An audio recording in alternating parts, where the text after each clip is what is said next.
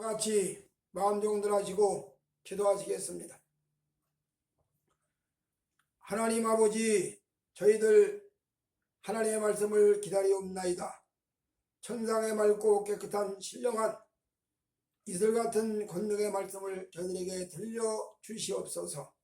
말씀을 듣고 힘을 얻어 죄악된 세상을 싸워 승리하는 역사가 있게 하시옵소서. 예수님 귀하신 이름으로 기도 올리옵나이다. 아멘.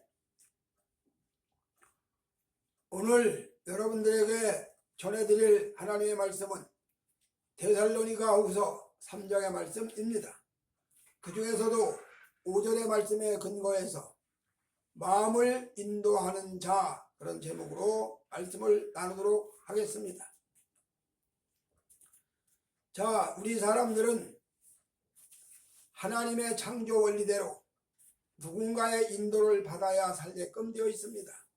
그래서 어린아이가 부모님의, 특별히 어머님의 사랑을 받고 성장하고 인도를 받는 거, 이거 아주 매우 당연한 거지.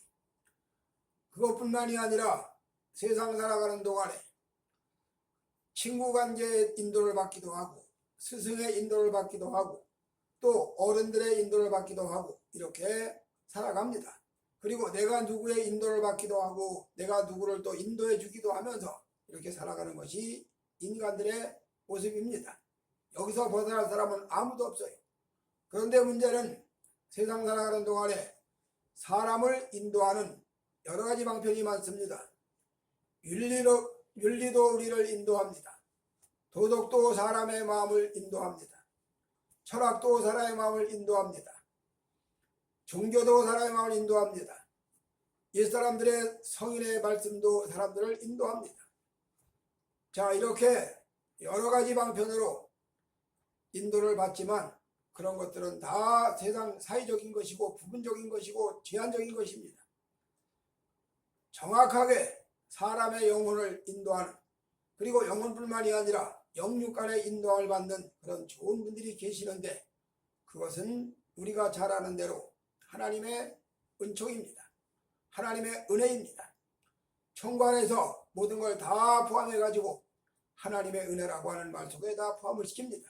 그러면 이 시간에 세상 사람들도 말할 것도 없거니와 특별히 하나님의 자녀가 된 예수를 구주로 부르고 섬기는 기독교인들, 개신교인들, 성도들에게 인도함을 받는 가장 정확한 방편이 무엇인가 한번 찾아보도록 하겠습니다. 첫째로 사람의 마음을 인도하는 방편은 하나님의 말씀이죠. 여러 번 얘기해서 다 아는 얘기고, 성도들이 다 교회를 다니면서 수없이 들었던 이야기니까 얘기할 거 없지만, 신구약 성경 66권의 말씀이 사람의 마음을 인도합니다. 잠언에 보니까 사람의 마음을 보혜물 같아서 여호와께서 임의로 인도하시느니라, 그렇게 말씀을 합니다. 자, 이 말씀은 약 1500년 세월에 걸쳐서 40여 명의 기자들이 저마다 다 하나님의 상종의 감동을 받고 영감을 받고 은혜를 받아서 자기가 가지고 있는 모든 걸 다 동원해서 하나님의 영감에 의해서 기록을 한 말씀이 성경 말씀이죠. 그러니까 성경 말씀은 하나님의 말씀이지만 그 하나님 말씀을 받아서 기록한 사람은 기자들입니다. 이런 기자들이 다양하지요. 왕도 있고 농부도 있고 어부도 있고 못 배운 사람도 있고 잘 배운 사람도 있고 세리도 있고 결합한 사람들이 다 있습니다. 이런 사람들이 한 시대만 기록한 게 아니라 1500년이라는 긴 세월을 걸쳐서 호세아는 호세아서를 기록하고, 다니엘은 다니엘서를 기록하고, 사무엘은 사무엘서를 기록하고, 이렇게 해서 기록된 말씀이 다 기록되었다가 이것이 후세에 하나로 편집되어서 한 권의 책으로 묶여졌다, 그런 이야기입니다. 자, 이렇게 신구약 성경 39권 27권 합해가지고 66권의 신구약 성경 말씀이 우리 사람들의 마음을 인도하는 인도자입니다. 방편입니다. 도구입니다. 그러면 이 성경 말씀이 지금 우리가 가지고 있는 이 말씀을 우리는 그냥 펴서 읽으면 됩니다. 그래서 예배 시간에 자 주보에 있는 대로 성경 어디 몇 장 몇 절 하면 펴서 읽으면 돼요. 그리고 그 말씀을 펴놓고 목사의 설교를 듣습니다. 아주 편안하고 쉽지요. 그런데 이렇게 우리가 가진 성경이 하나로 묶어지기까지 얼마나 많은 여정을 거치고 얼마나 많은 과정을 거쳤는지 교의사는 분명하게 말씀을 해주고 있습니다.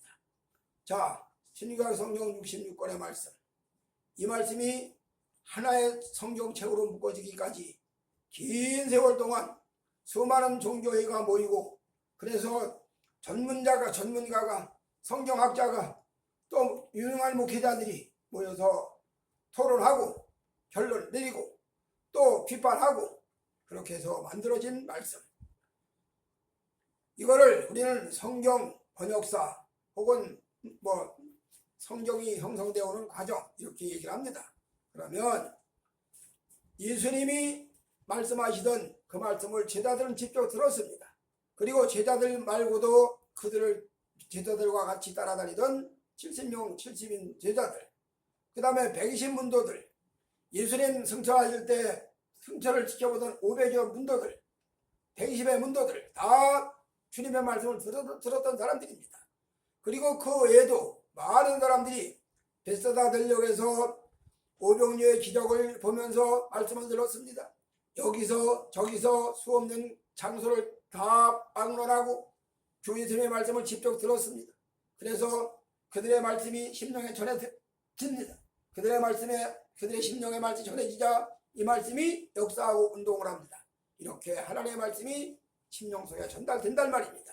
이렇게 전달되는 하나님의 말씀이 하나의 성경으로 딱 집대성되기까지는, 자, 성경 번역사를 공부하다 보면 시리아 학파가 나오고 안디옥 학파가 나오고 자 이게 나옵니다. 알렉산드리아 학파가 나오고, 이 학파들이 다 성경을 다른 대로 예수님이 말씀하신 말씀을 다 묶어가지고 편찬해가지고 얘기를 합니다.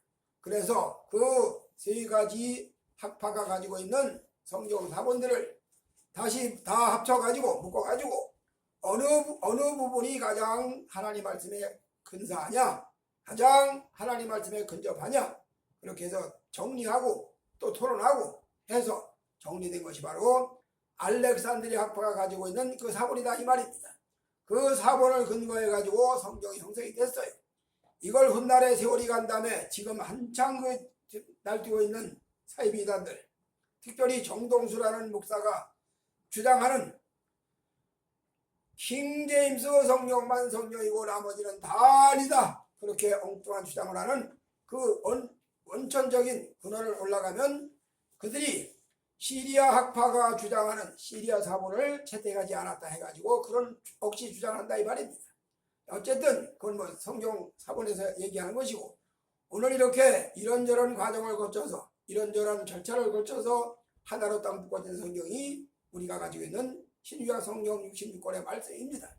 이 중에 제일 마지막에 채택된 성경이 여러분도 말씀드렸지만 야고보서 트렌트 정교에 의해서 정경으로 채택이 되므로 완성이 됩니다. 이렇게 신구약 성경 66권의 말씀을 읽으면서 하나님의 인도를 받습니다. 사람의 영혼에 하나님의 말씀이 전달되면 강력한 영적인 역사가 일어납니다. 놀라운 세계가 열려집니다. 그래서 말씀이 믿어지고 아멘이 되고 승낙이 되고 수락이 되면서 그 말씀을 따라 살 수 있는 힘이 얻어진다 이런 이야기입니다. 이렇게 하나님의 말씀은 사람들의 심령, 특별히 성도들의 마음을 인도하는 인도자가 된다 그런 이야기입니다. 그러니까 말씀에 따라 인도를 받는데 그러면 이 말씀의 해석이 또 중요하겠죠.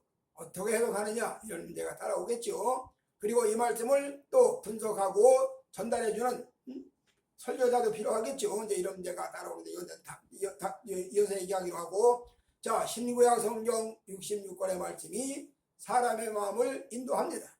그 다음에 두 번째로 성도들의 마음을 인도하는 두 번째 방편이 뭐냐? 성령님이지요. 자, 성령님이 눈에 보입니까? 성령님이 우리 눈에 보여요? 안 보이지. 그러나 눈에 보이지 않지만 우리가 예수를 구주로 받아들이고 거듭나고 중생되어서 하나님의 백성이 되어서 믿음 생활을 하다 보면 언제 어느 날 어느 시에 성령님이 우리 속에 들어와 오셨는지는 알 수가 없어. 그걸 뭐 말하기가 너무너무 어려운 얘기지요. 이렇게 성령님이 내가 알지 못하는 어느 순간에 우리 마음에 들어와서 계시단 말입니다. 이거를 우리는 내주합일이라고 그렇게 말을 해요. 임마누엘이라고도 말을 합니다. 그래서 성령님이 우리 마음에 들어와서 내주합일에 계시고 임마누엘에 계시면서 우리를 인도합니다. 성령님이 역사하셔요. 이렇게 역사하시는 성령님의 역사를 성도들이 기도 생활하면서 믿음 생활하면서 각자 개인적으로 다 체험을 합니다. 이런 하나님의 말씀을 은혜를 받았다. 성령님의 이런 역사를 내가 체험을 했다 이런 얘기를 합니다. 그런데 여기서 우리가 중요하게 생각해야 될 것이 뭐가 하나 있는데 뭐가 있느냐? 성령님의 역사는 절대로 기록된 성경 말씀과 벗어나지 않습니다. 기록된 성경 말씀에 따라서 성령님은 역사하시는 겁니다. 즉 무슨 얘기냐 하면 하나님의 구원 계획을 예수님께서 완전히 이루셨고 그 이루신 구원 사역을 성령님이 우리 마음의 감동으로 깨닫게 하고 적용시키고 알게 하셔서 구원받은 자의 삶을 살도록 하신다 그 말입니다. 믿음이 믿어지게 하고 믿음이 주어져서 믿어지게 하고 깨달아지게 알게 한다 이 말입니다. 이런 거를 헬라 언어에서는 보혜사 성령 파라크레토스 그렇게 말을 합니다. 성령님이 우리 속에 들어가 인도를 하신다 그 말이에요. 자, 이단 사이비가 뭐냐? 성령님이 역사하는 것처럼 놀라운 영적인 현상을 이야기합니다. 영적인 세계를 보고 얘기합니다. 그러면 이단들이 왜 이단이냐? 영적인 역사는 분명히 영적인 역사지만 그것이 하나님의 말씀을 벗어났기 때문에 성령 역사로 보기가 어렵다 그 말입니다. 그리고 성령의 역사하시는 역사는 맑고 깨끗하고 아주 청결합니다. 악한 영들이 마귀가 귀신이 역사하는 성령님 역사처럼 아무리 위장을 해도 어딘가 모르게 혼잡스럽고 혼탁하고 복잡합니다. 이걸 명백하게 알 수 있는 것이 바로 영분별입니다. 그래서 우리 속에 성령이 영분별을 피워가지고 저거는 잘못됐다, 저것은 옳다, 저것은 문제가 있다 이렇게 분별할 수 있는 힘을 주신다 그 말이죠. 이렇게 성령님은 우리 속에 들어와 계셔서 내주합을 하시면서 분별력을 주시고 판단력을 주신다 이 말이죠. 우리 하나님께서 우리 성도들에게 신구약 성경 66권의 말씀을 통해 가지고 이 말씀의 안내를 받고 인도를 받아서 따라갑니다. 그리고 성령님의 안내를 받고 인도를 받아서 따라갑니다. 성령님의 안내와 인도를 받는 역사가 성경 말씀과 어긋났다면 이건 분명히 잘못된 거지. 그래서 성경 말씀이 허락하는 선에서 성경 말씀이 말씀하시는 조명에 비춰서 성령님의 역사를 우리는 알 수 있다 그 말입니다. 그래서 이렇게 성령님이 강력하게 역사하는 것을 경험하는 것을 우리는 영적인 체험이다 그렇게 말을 합니다. 90년도인가 89년도인가 참 세월이 많이 지나가서 확실히는 모르겠는데 아마 89년 한 4월달쯤인가 8월달쯤인가 하여튼 그때쯤 될 겁니다. 양수리 수양관에 올라가서 김충희 목사님 집회를 참석을 했습니다.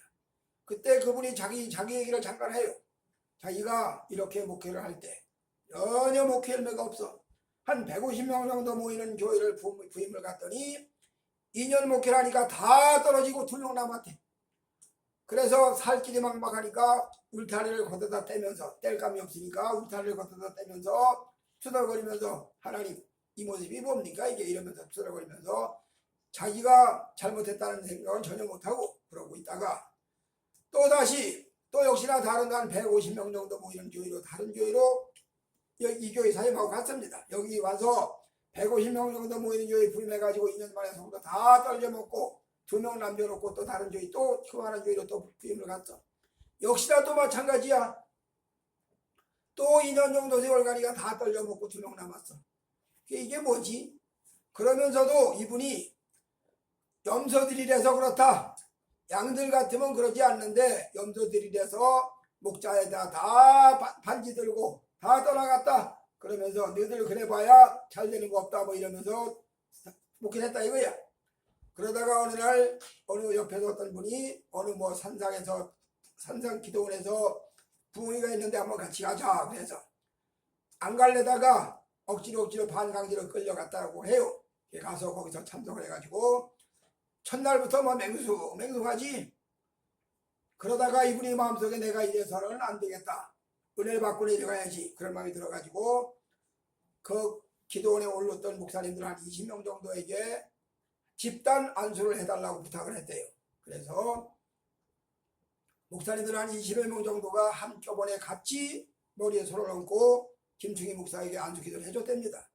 그랬더니 그 순간에 어떤 강력한 역사가 있어가지고 은혜를 받고 참 하나님이 앞에 은혜를 받고 보면 세상이 달라져 보이죠. 전혀 다른 세계가 열리죠. 그래서 능력을 받고 내려와서 주일 예배를 섰는데 그러니까 교인 2명 놓고 설교를 하는데 섰는데 본인이 설교를 하고 섰는데 설교는 분명히 본인이 하는데 성령님이 하시더라는 거야.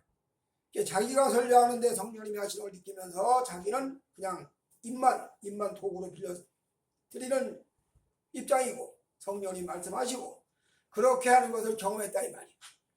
이러면서 두 사람이 은혜를 받고 주일학교 교사는 처녀가 은혜 받고 성령 역사가 일어나고 할머니에도 역사가 일어나고 이러면서 교회가 부흥하더라 이 말이야.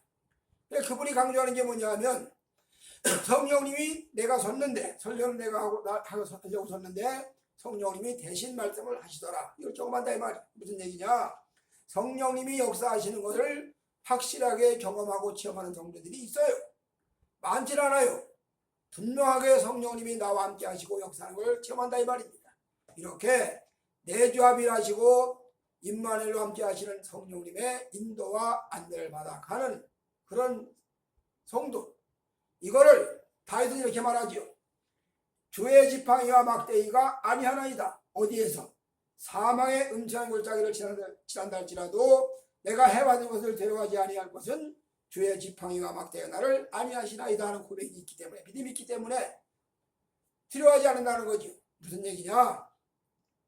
어느 때나 어느 장소에나 성령님이 우리와 함께 하셔서 이급할 때 보호하시고 지켜주시고 인도하시고 역사한다 이 말입니다. 이거를 이사야는 이렇게 말하죠. 네가 물 가운데 갈지라도 물이 너를 엄물하지 아니하고 네가 불 가운데 갈지라도 불이 너를 사르지를 못하고 즉 하나님의 철저한 보호를 받는다 그런 이야기입니다. 그 보호를 성령님께서 하신다는 이야기죠. 이렇게 성령님이 성도들을 안내하시고 인도하시는 역사를 체험한 거 수없이 많은 간증으로 나오죠. 아주 위급한 지경에서 얼마나 기가 막히게 역사하시는지를 다 저마다 놀라운 간증을 한다 이 말입니다. 오늘 성령님이 우리 속에 들어오셔서 우리 마음을 인도하신다는 말입니다. 다만 하나님의 역사를 인도함을 본인이 깨닫고 아멘하고 순종하는 그런 단계가 있기도 하고 전혀 모르는 데서 되어가는 과정도 없잖아 있고 이렇게 하나님이 하시는 이런 신묘막측하게 인도해 가신다 그런 이야기입니다. 이렇게 성도들의 마음을 인도하는 자, 인도하는 분, 그분 신구약 성경 66권의 말씀이 성도들의 마음을 인도합니다. 두 번째로 성령님이 인도하십니다. 그 다음 마지막 세 번째로 인도자가 누구냐? 목회자입니다.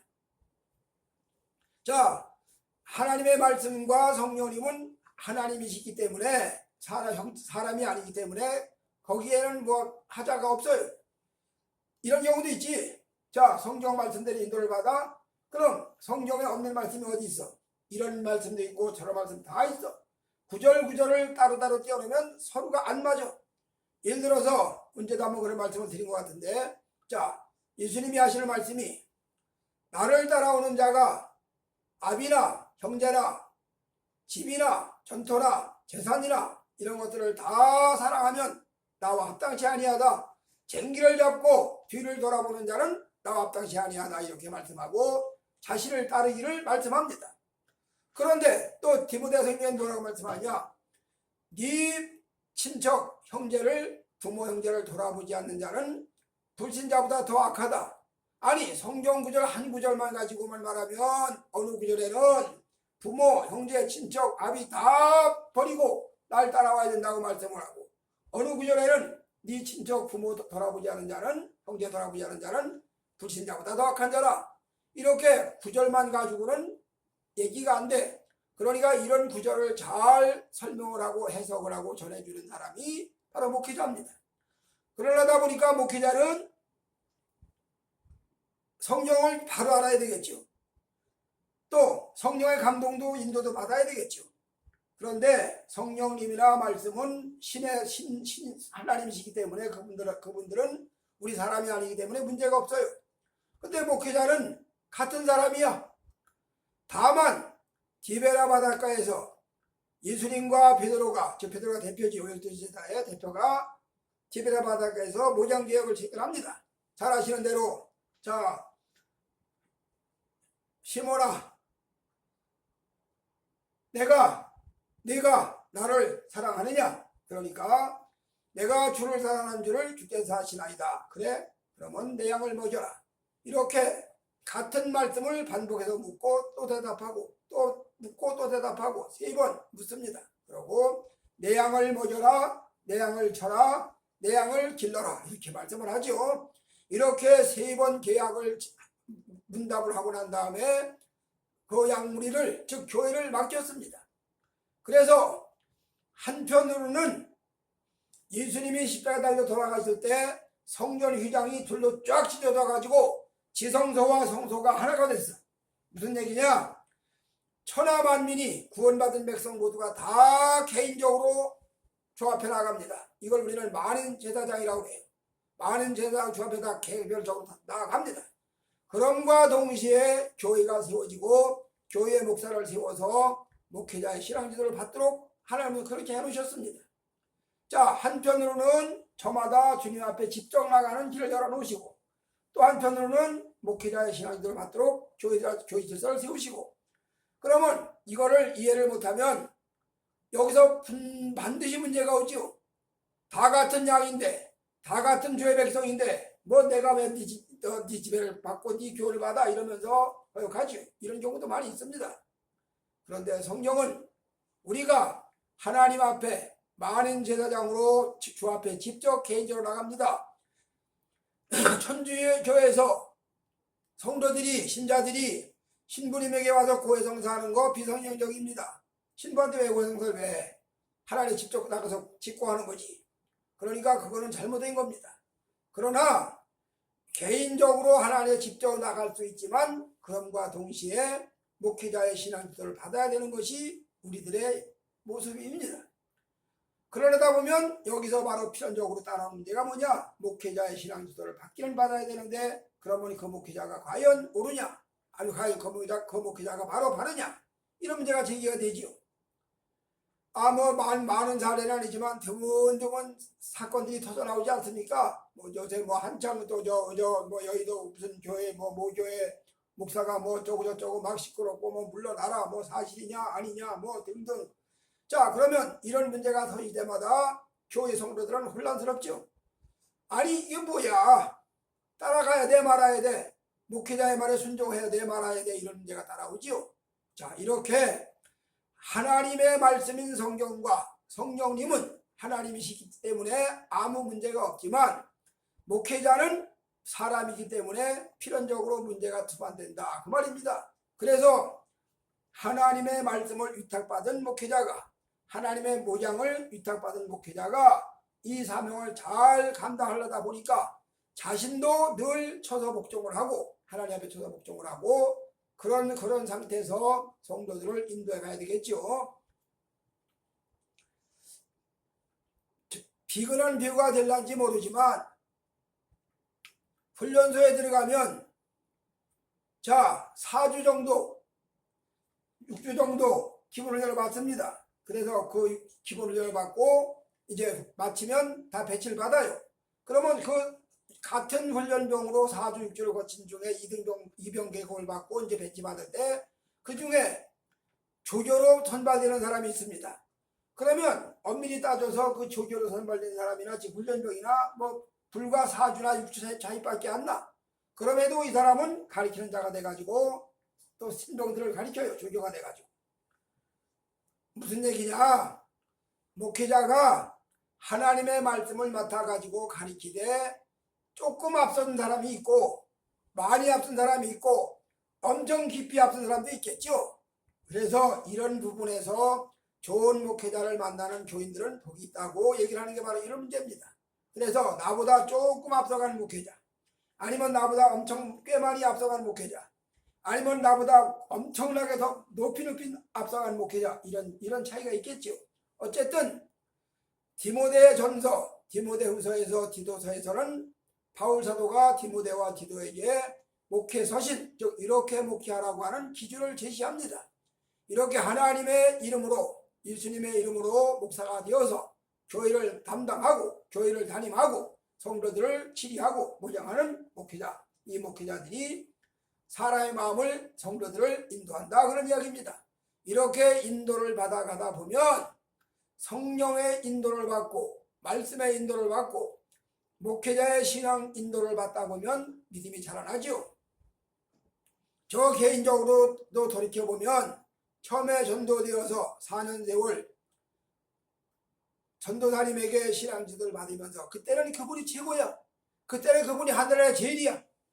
그렇게 신앙 지도를 받다가 또 세월이 지난 다음에 좀 믿음이 자라서 결국 목회자 길로 나가서 그 과정에서 많은 은혜 받은, 은혜가 넘치는 그런 목회자들의 집회에 참석도 하고 감격적인 은혜도 받고 이러면서 성장하다가 어느 단계가 지나니까 이제는 누구의 말씀을 듣고 은혜 받는 단계가 지나서 내 스스로 성령의 인도를 받으면서 말씀을 읽으면서 기도 생활을 해가면서 이렇게 지나가는 과정이 생기더라, 그런 이야기입니다. 오늘 우리는 이 땅을 살아가는 동안에 성도들은 우리 하나님께서 신구약 성경 66권의 말씀을 가지고 그 말씀의 인도를 받아서 따라갑니다. 성령님의 인도를 받아 따라갑니다. 그리고 하나님이 세우신 목회자의 신앙 제도를 받으면서 따라갑니다. 이렇게 우리 마음을 인도하는 방편, 우리 믿음의 사람들의 마음을 인도하는 방편, 이 인도자가 바로 신구약 66권 성경 말씀, 파라크레토스 보혜사 성령님, 그 다음에 모장계약을 체결한 목회자, 이렇게 이런 일을 통해서 인도를 받아간다, 그 말입니다. 그리고 이 목회자들은 다 역할이 제한되어 있습니다. 한계가 있어요. 우리 아들이 처음에 태어나가지고 초등학교 4학년 때까지는 나만 쫄쫄 따라다녀. 어딜 가도 쫓아다녀. 그래서 이 아들놈이 심지어 내가 목회자들 모이는 지방에 같은 데 가면, 노예 같은 데 가면 뭐 아들 다 들고 가냐고 그런 분도 있었어. 따라오니 어떻게? 그러더니 이 자식이 5학년이 되니까 따라가져야 되지, 안 따라갔대요. 안 따라다녀. 무슨 얘기냐? 신앙의 단계에 따라서 목회자의 레벨도 달라진다, 그 말입니다. 그래서 어느 순간 자라가다 보면 이제 참 믿음이 깊어지고 넓어지고 높아지면서 서서히 목회자의 신앙 지도보다는 본인이 말씀에 깊어지고 본인이 성령의 인도를 받고 이런 과정으로 가는 길이 열려지겠죠. 어쨌든 그때까지는 반드시 목회자의 손길이 필요하다. 절대로 목회자의 손길이 없이 자라는 성도는 한 명도 없다. 목사도 마찬가지고, 제가 아까도 말씀드렸지만 처음에 전도되어서 4년 세월 동안 교회를 나가면서 주일학교 교사도 하고 청년회장도 하면서 그분의 전도사님의 신앙 지도를 받으면서 믿음이 자라났어. 그리고 그 다음에 또 다른 또 앞서가는 좋은 목회자들의 설교를 듣고 감동받고 감격하면서 또 그런 과정을 지나갔어. 이렇게 성장돼 간다, 이 말입니다. 그러다가 어느 영점에 가면 사람의 지도도 필요하지. 왜 필요 없겠습니까? 사람의 지도가. 반드시 사람은 누군가를 인도해야 되고 누군가를 인도를 받아야 되는 게 우리 사람의 속성인데, 그렇게 앞서가는 목회자들의 인도를 받기도 하지만, 그러나 그런 것도 필요하지만 말씀과 성령의 강력한 인도를 받고 따라간다, 그런 이야기입니다. 오늘 우리 마음을 인도하는 인도자 신구약 성령 66권의 말씀, 파라크레토스 보혜사 성령님, 세 번째 목회자, 이렇게 이분들을 통해서 우리 마음이 인도를 받고 영원한 주님의 나라로 안내받아 가게 된다, 그런 이야기입니다. 오늘 우리 성도 여러분들은 이 말씀의 은혜를 깊이 받으셔서 말씀과 성령과 목회자의 신앙지도에 인도를 받아서 좋은 믿음의 열매를 맺혀드리는 귀한 성도님들 다 되어지시기를 주의 이름으로 축복해 드립니다. 아멘. 하나님 아버지 감사드리옵나이다. 하나님께서 사랑하셔서 신구약 성경 66권의 말씀과 성령님의 역사와 목회자의 지도를 통해서 우리 마음이 인도받게 되어가게 하심을 감사드리옵나이다. 주 예수님 귀하신 이름으로 기도 올리옵나이다.